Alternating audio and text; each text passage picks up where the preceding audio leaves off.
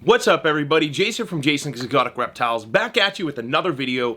I want to talk about something that's come up quite a bit over the past few months, and that is how to properly start a reptile breeding business.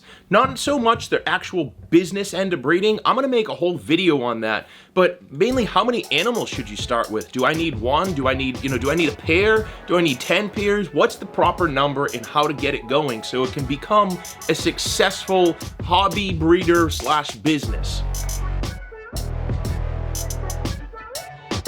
Before we dive into the video, special shout out to my patrons. I really appreciate you guys. Again, it's growing. If you haven't checked it out, make sure to check it out. www.patreon.com/Jason's Exotic Reptiles. Same thing as my website. If you're looking for some animals, go check it out. jasonsexoticreptiles.com. We have so much information on our website, on our YouTube, and I'm hoping Patreon is going to be a whole separate kind of source of information, including those tiers with its one-on-one, and as well as those group chats where we can really get to communicate with each other on a more personal level. So, with all that said, diving into the video, because this is actually a video topic that was sparked from a Patreon conversation. So right now, one of the patrons I'm working with, he has some animals, and he wants to know, I don't want to turn this into anything more than a small hobby that maybe supports itself at this point, and if the passion is there, then he will maybe expand it to something larger. So the question is how many animals? Do I have the right number of animals? And in my opinion, the minimum number of animals, if you really are trying to get into hobby breeding, is 3 males, 3 females, a group of 6. That is, I think, the perfect number. Where a lot of people start out wrong with reptile breeding is they go out and spend all their money on 1 or 2 animals, and then they have nothing, and then they raise that animal up for 4 or 5 years.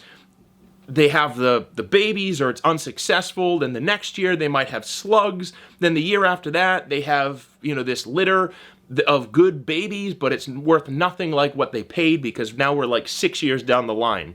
So the whole economic side of things and what you should buy, I've talked about that in other videos. We'll probably touch it here, but it's a more in-depth video topic that I want to cover because YouTube will turn me off if I go too long in these videos. So I think 3 males, 3 females is the perfect number of animals to have.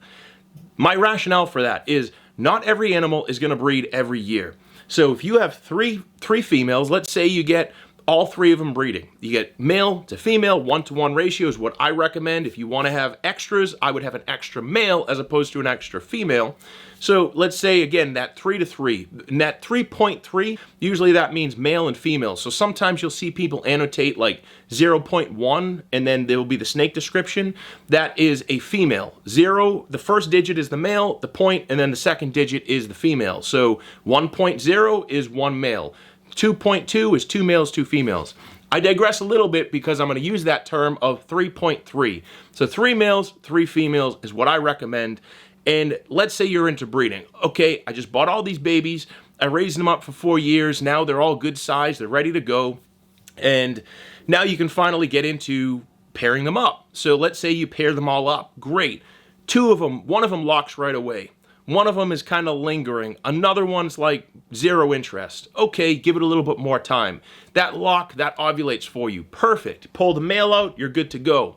If you're interested in how to breed, I have other videos on that, and I am going to be refreshing those videos. But we're just talking general terms, kind of theoretically why I think you need the 3.3.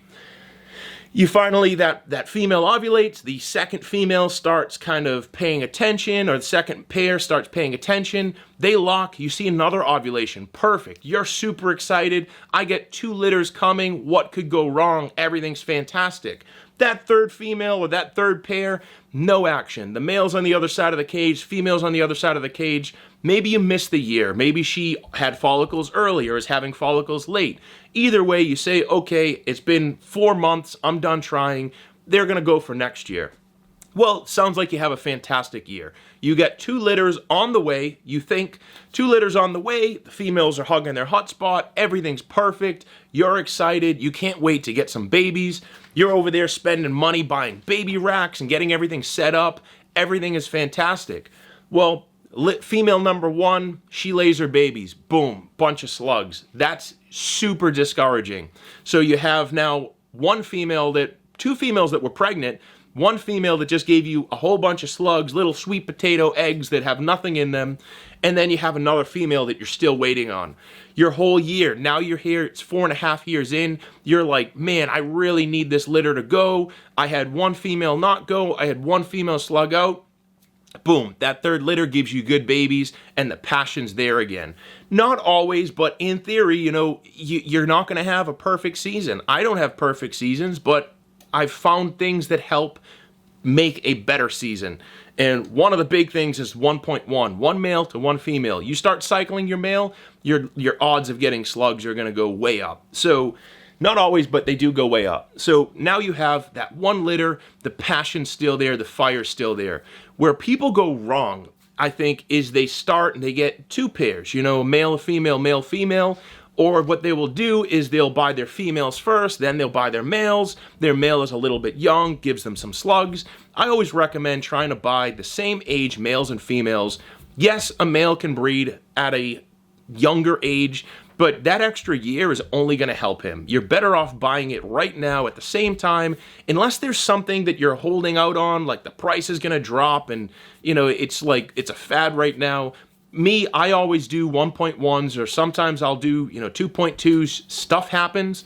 You know, you might get a male and a female, or you might get two males, two females, and your male may not thrive. It may die for some reason. Snakes have problems too. So now you're left with a 3-year-old female and your male died. So I always recommend getting more snakes than fewer snakes when you're starting off, if you have the space and the time and the room to do that.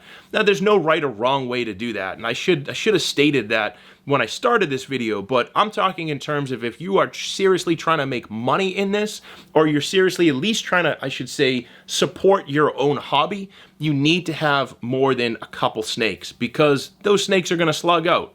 Now, if you're okay with that slugging out, no problem. Get yourself a pair of snakes, try your hand at breeding. It's fun, it's exciting, it can be risky on the animal. So another video topic that I've made in the past, the risks of breeding. If you're interested in hearing that video, I think I called it the ugly side of reptile breeding. Just search Jason's Exotic Reptiles, the ugly side of breeding. It should show up for you. It talks about the risks, and I may refresh that video. So why I think 3 is the magic number is because you're successful. And a lot of people, they'll have a pair or 2 pairs, they'll raise those animals for 4 years, they'll have a litter, and boom, they have slugs. It's discouraging. The next year, maybe let's say the first year, they don't even breed. Nothing happens. And you're like, all right, whatever, I missed this year, I'll wait till next year. Then they have, the breedings go, both females go, both of them slug out. That is super discouraging. You're now, 6, 7 years into raising these animals. You thought we're gonna breed for you. Your morph prices have changed a little bit. And now you're like, that's it, I'm done, I'm out of the hobby. Very few people in this hobby or this industry last more than 10 years.